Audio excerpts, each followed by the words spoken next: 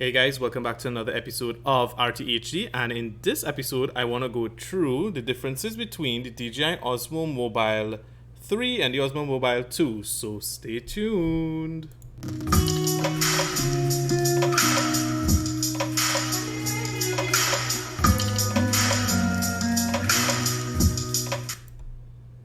Alright guys, so thank you so much for being here, and what you can see actually is the DJI Osmo Mobile 2 and the DJI Osmo Mobile 3. Now, I decided to make this video because there are some differences between, of course, the 2 and the 3.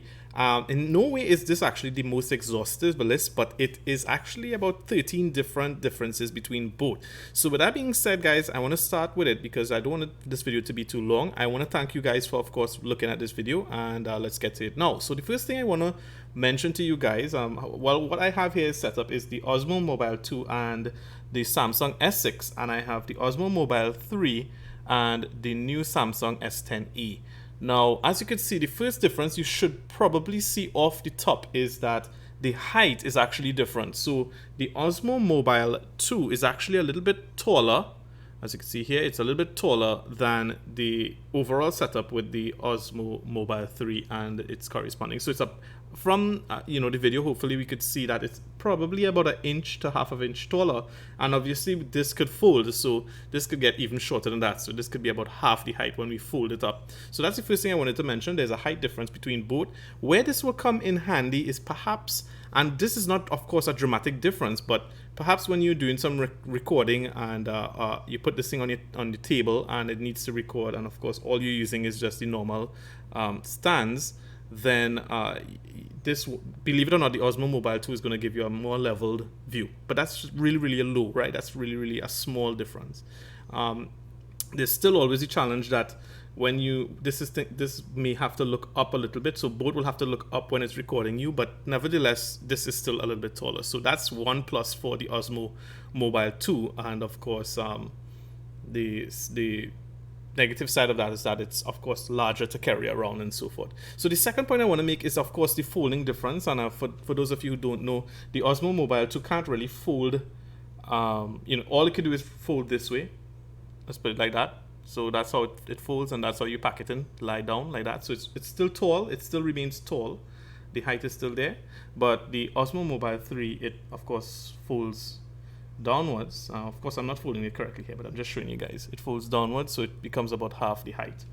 And I think that's one of the major selling points, because it is actually awesome when you think of it being able to fit in one of these cases.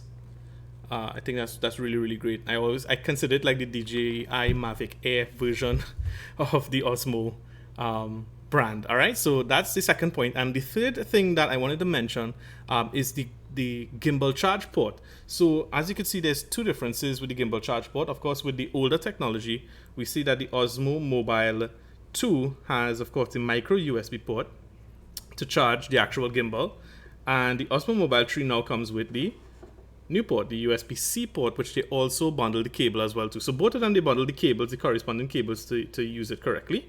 But the latest technology is of course the Osmo Mobile 3 USB-C port, which also would work for the charging of the phone as well too. All right, so that's actually where we want to get to, which is the next, which actually we'll get to that. But the next point I want to make is that there is of course a difference with lock knobs. Now, the Osmo Mobile 2 actually uses lock knobs, and you could see hopefully what the lock knobs look like. These things that have to spin, you spin them to lock and you spin them to open.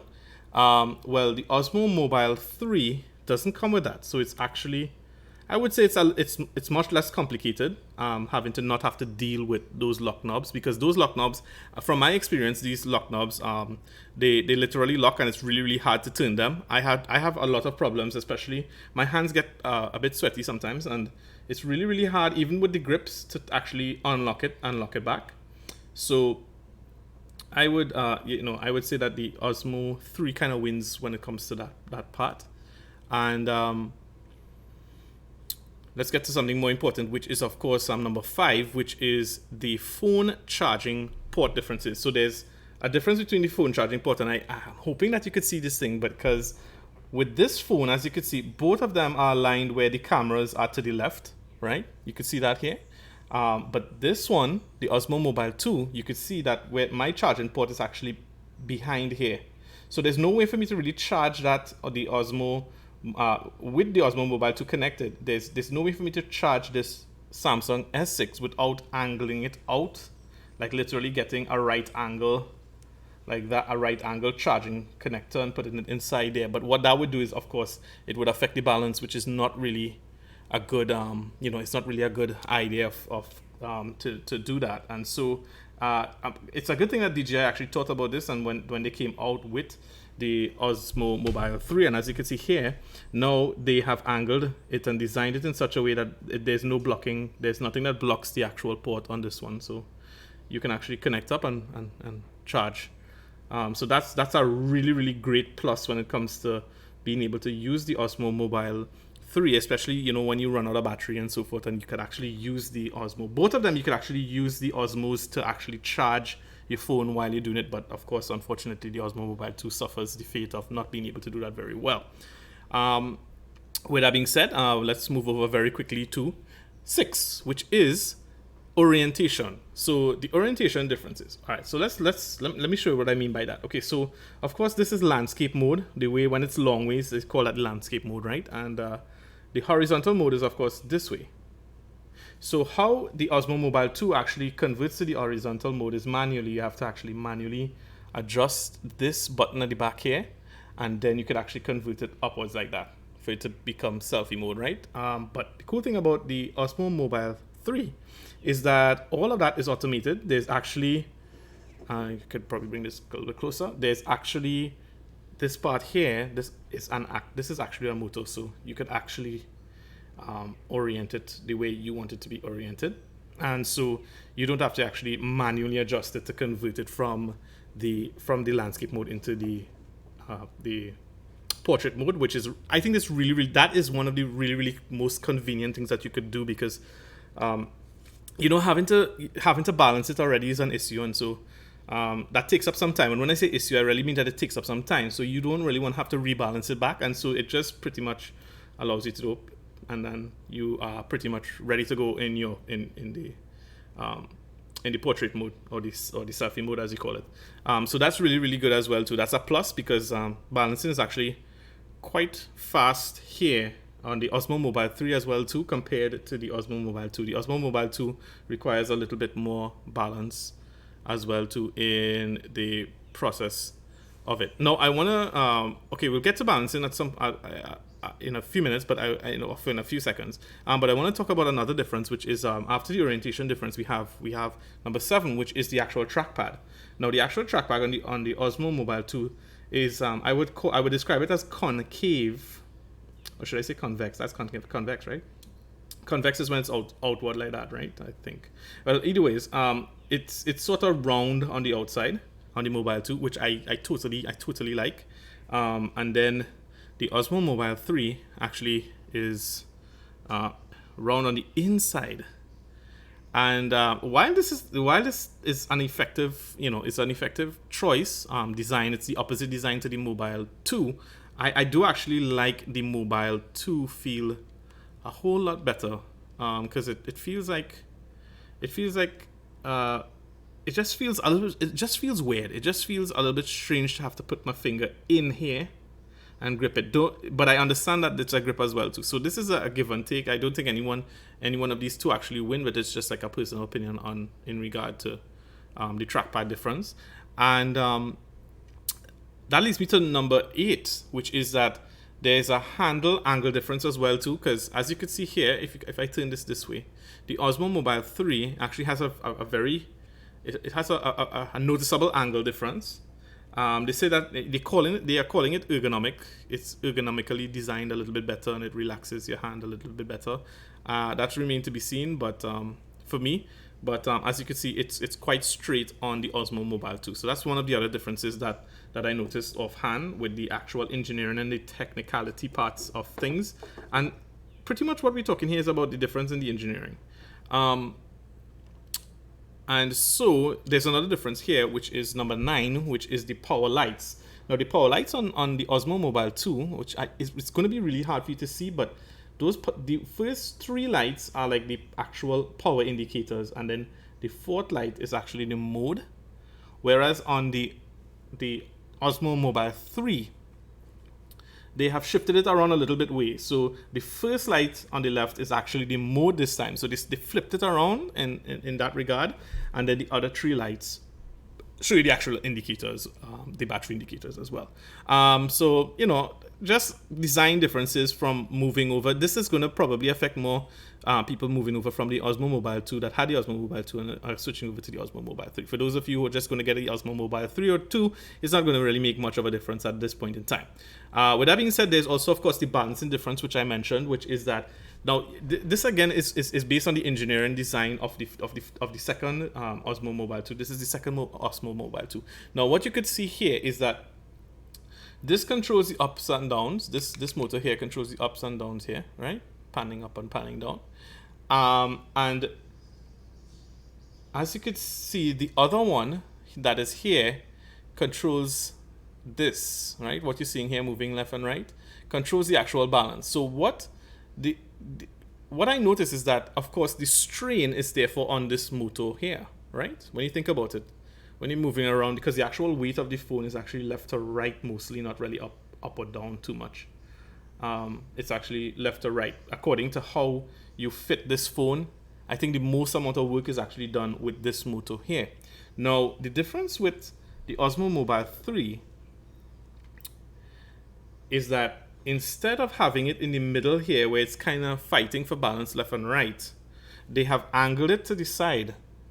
So it's quite interesting how they did it, right? Because they still have this motor here, but this motor hardly has to do a lot of work, because this motor here kind of does most of it. So it's just a overall better design.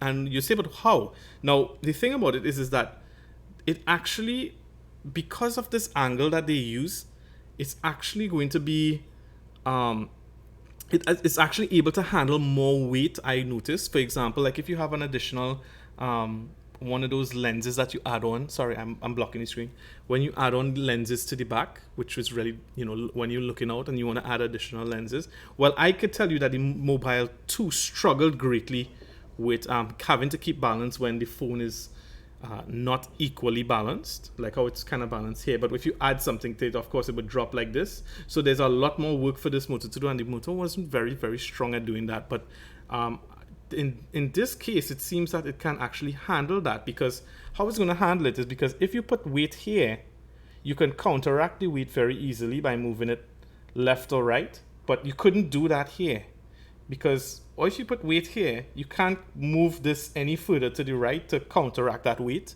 but you could do that with this with the Osmo Mobile 3. So definitely the Osmo Mobile 3 should be winning at this with balancing. So that I call that 11, which is balancing strength is different, and the Osmo Mobile 3 tends to have a stronger balancing strength than the Osmo Mobile 2. With that being said, guys, they also brought back the Osmo Mobile 2 has no trigger button here, but the Osmo Mobile 3 now comes with a trigger button that you can hold, and when you basically hold the trigger button, it actually holds the focus. Well, I won't call it focus, but it holds the view in spot. All right. So that's another difference as well that I noticed as well. And last but not least, there's one more difference, which is the apps are different. So this uses the DJI Go 3 app. This is the Osmo Mobile 2, and now this one uses the Osmo Mobile 3 uses the DJI Mimo app, which is the newest and the latest and the most convenient app that is out. So with that, I will be doing a follow-up video where I actually show you guys what the DJI Osmo Mobile 3 DJI Mimo app actually does, and why I also like it as well too, because I like it because you can actually control the app with the Osmo Mobile, and I don't think you could have done that with the DJI Mobile 2. So with that being said, guys, if I were to recommend, I would say that for the same price or similar prices, if you don't have the DJI Osmo mobiles or anyone, I would recommend, of course, the new one, because the new one already has the latest apps, etc. And once you have a fast enough phone, that should work well. Now, of course, there's also some additional features, for example, and it's worthy of mentioning in that it uses the active track, a newer version of the active track, so it's a little bit more smarter.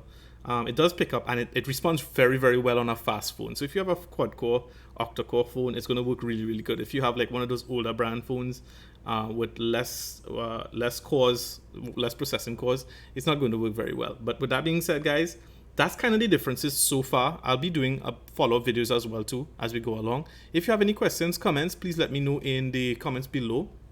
And thank you so much for viewing. Thanks so much for supporting this channel, and I'll see you guys again soon on another episode of RTHD coming to a YouTube screen near you. Take care. Bye-bye.